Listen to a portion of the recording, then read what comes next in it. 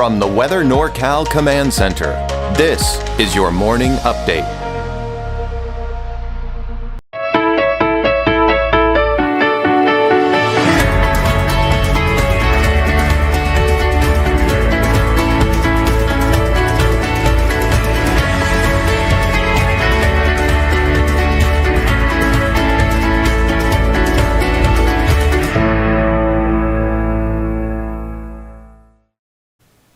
Well, happy Monday morning to you. Hoping you're having a good start to your work week. It's going to be a mild start to the day before temperatures start to warm up this afternoon.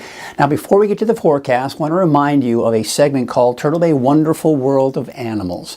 Every Monday, a new segment comes out and we learn about an animal out at Turtle Bay. We hang out with Sharon Clay, we learn more about the animals, and of course, we have a lot of fun as well. Just go to weathernorcal.com. Animal Family section is where you're going to find it. And then, of course, you can watch any of the episodes that are available. You can also watch it from the free Weather NorCal app. Now, this is an awesome picture. I love this. When I saw this kind of coming down the feed, I thought, wow, look at this. So this is out in the Neeland area on the north coast. You can clearly see you're kind of getting up above that marine layer, just kind of filtering on through. I want to thank Owen Head for sending in this image. If you want to send your photos and see them right here on the morning update or even on Coffee with Kruger, all you got to do is go to the free Weather NorCal app on your iPhone or your Android device and share it from the app. It's a free Weather NorCal app, and it's really easy to share those pictures. Send your photos, whatever they are. Sunset, sunrise, your pets. Love to see those photos. Cooling trend this week. We've got isolated mountain showers, maybe even some thunderstorms here for Tuesday. We're going to talk a bit more detail what that's going to mean and where that's going to be.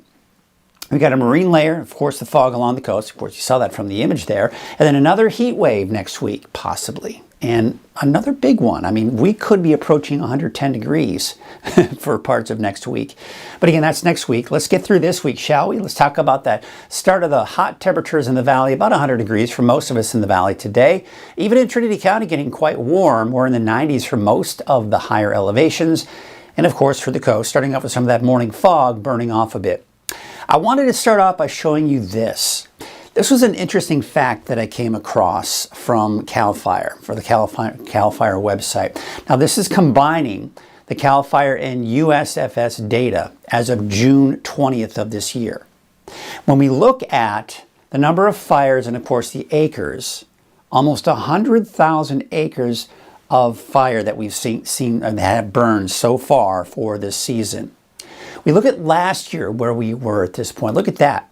We're only at 5,863, and then you can see the 5-year average is only about 17,000.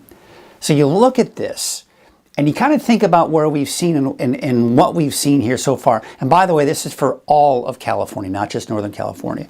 It tells us that we're starting off to quite an active fire season so far, and we've just started.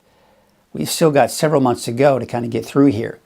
But the good news is when we look at the current fires out there right now, such as the Sites fire, this is showing that this is over 7 days ago that we saw a heat signature. So we're not seeing any recent activity from that fire.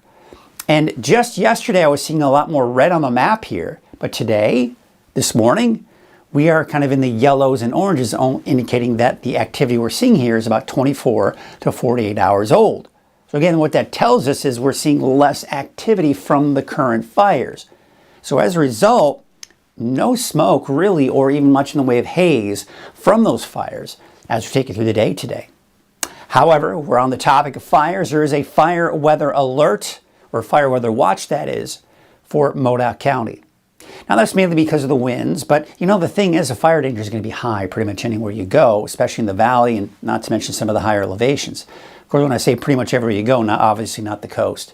But there you can see we go into today, this afternoon. Winds coming in from the west.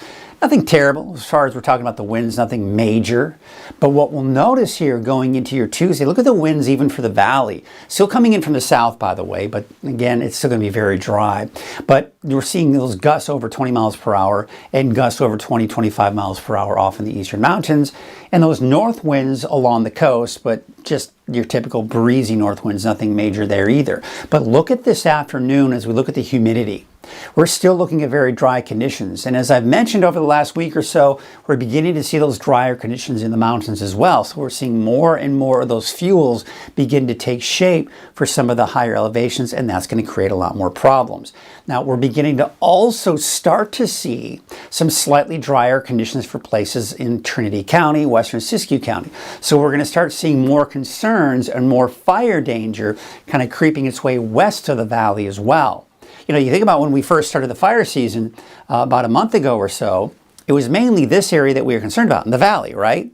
But over the last couple of weeks, we've started to see more yellows and oranges make their way onto the map for especially the southern Cascades and northern Sierra. So as we go into your Tuesday, again, we're looking in the high to very high fire danger in the valley. No big surprises there, especially with the stronger winds. Look at this in the Shasta Valley. We're getting in the very high range there. So we got to look out for that. But we're also starting to see a lot more of those deeper yellows and oranges making their way into Modoc County, which is, again, one of the reasons why there's that fire weather watch there. So a cooling trend this week. That's the good that we can come out of this. And another thing I'm going to point out, we'll talk about some more detail. Notice, so you think about the area of high pressure is right here. Clockwise rotation around that high. So the winds are doing this, okay, the upper level winds.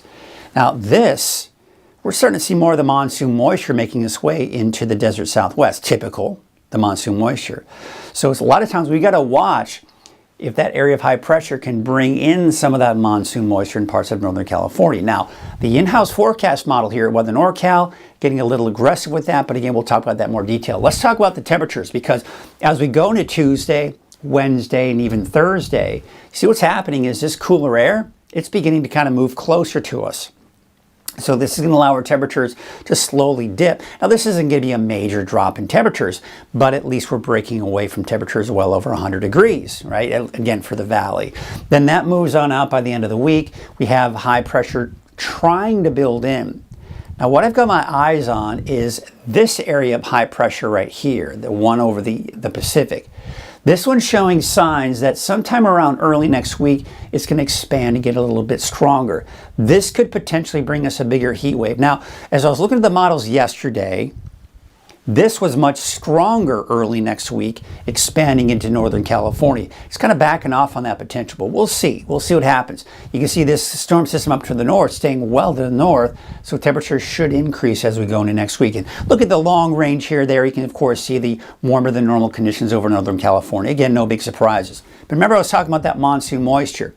If you look at yesterday afternoon, we saw a lot of those typical afternoon showers and thunderstorms over the desert southwest, the Four Corners region. Again, typical with that monsoon moisture. But you see how that flow is starting to kind of show signs of kind of getting into Southern California. Some of the models want to bring it even a bit more to the north by tomorrow. So I'm going to show you Futurecast. I don't want you to get too alarmed by this, but first let's start off with, yeah, some of the fog we're seeing in the morning. I think we can see some burning of that fog here later on this afternoon. And then as we go into tomorrow morning, here's Tuesday morning, still seeing that fog along the coast. But look what's happening. Remember I was talking about that monsoon moisture working its way into our area. Here you can see the first signs of that in the form of some clouds. Probably more in the way of some high and mid-level clouds, because it's kind of the upper levels of the atmosphere that we're looking at here. But you see how we're starting to see it paint in a chance for some showers, maybe some thunderstorms. Now again, I think it's being a little aggressive on how far north and west it goes. And I don't think it's going to quite make its way into the valley. It's just too dry for that. This is a lot of what we call the upper level thunderstorms. They tend to be high based. So as they're up higher, as that rain drops, it tends to evaporate pretty quickly, especially as you get into the warmer and drier air. So this most likely won't happen, and I don't anticipate that to happen at this point, but I'm watching it. But I would say that especially the northern Sierra, we could see a chance for an isolated thunderstorm as we go into Tuesday, and maybe even creep its way northward into Modoc County. So the concerns with this are, of course, dry lightning. This could potentially be our first of the season, our first dry lightning event.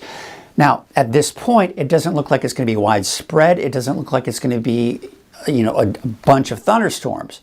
But anytime you get any kind of lightning strikes this time of the year, as things are drying out, we've got to watch that closely. And again, that continues as we go into the overnight hours. But then by Wednesday, it does look like that dries out. But we still have that marine layer along the coast. But drier than normal conditions to near normal conditions are expected. So again, not much in the way of rain. All right, so here's what your wave heights we take you to today. There actually still is a small current advisory through this afternoon with your marine forecast, but you can see those waves are backing off as we go into your Tuesday. So it looks like some good news there, especially if you do need to be out on that small boat. So let's take a look at marine forecast for today. Northwest winds at 10 to 15 knots. There's a small current advisory. Now again, that will extend through this afternoon, but should be allowed to expire after that. All right, so here's your Trinity County neighborhood forecast. You see how temperatures are just dipping down. Then we're going back up by Friday and even into parts of this upcoming weekend. All right, let's take a look at your 7-day outlook for the North Coast and the coast in general. Low to mid 60s, no big surprises there. Today, temperatures not too terrible. Alder Point about 86, then 84 degrees for a high today in Garberville. Take you up north, 86 for Orleans, 90 in Hoopa, 92 degrees for Willow Creek. And we've got those low 60s, at least for the immediate coast. You head just a little bit more inland, and of course those temperatures do increase it just a tad. There's your Siskiyou County neighborhood forecast, mainly in the 90s, although up to the northeast in the mid to upper 80s for those daytime highs. Dipping, especially on Thursday, and then kind of going back up as we go into this upcoming weekend, and especially early next week. 89 degrees for Tule Lake, 91 for El Tourist, and 91 degrees for Eagleville. I've included the chance there for Tuesday, just kind of a heads up, forewarned, but don't be too terribly concerned about it at this point. I think better chances will be in the eastern mountains, and especially places like Westwood, Quincy, Cromberg, Portola, and of course south of that as well. So I've got that chance in there as well for Tuesday in the eastern mountains. Otherwise, we're seeing the dip in the temperatures Thursday, climbing back up to about 90 by Friday and through the weekend. Here's your valley neighborhood forecast, and there you can see I've included the clouds at least. So we'll call it partly cloudy on Tuesday, but temperatures for today, we're going to dodge that triple-digit mark there, barely reaching that 100-degree mark for places like Redding and Anderson. Red Bluff about 100 degrees and 94 degrees for Whiskeytown. So we look at your 7-day outlook for Redding, and temperatures are dropping, but again, not a major drop. It's still hot. We're talking 95 degrees on Thursday, then back up to the upper 90s to about 100 degrees for Friday, Saturday, and Sunday. We're the locals down the street, the neighbor you come to for advice. A nest egg for the golden years, a loan or a new account for that growing business. What started in Chico 50 years ago has taken us all around California, providing big bank lending power and high-tech service while keeping our relationships personal. We're still the locals down the street, no matter where your street might be. Tri-Counties Bank, California's local bank.